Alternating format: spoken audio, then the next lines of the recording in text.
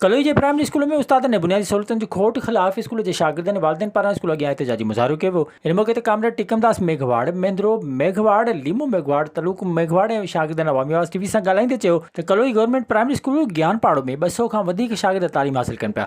School जो सिर्फ़ हिकिड़ो ई कमरो आहे, हिकु ई उस्ताद मुक़ररु आहे। उस्तादनि समेत फर्नीचर नाहे, शागिर्द हेठि पट ते वेही तालीम हासिल कंदा, जॾहिं त पीअण जो पाणी बि मौजूदु नाहे।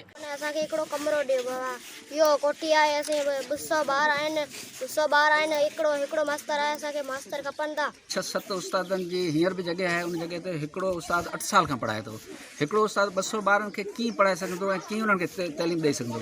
300 ॿार या 250 ॿार, पाणी हिते वेझी में पाणी कोन्हे, ॿार पाणी किथां पियनि।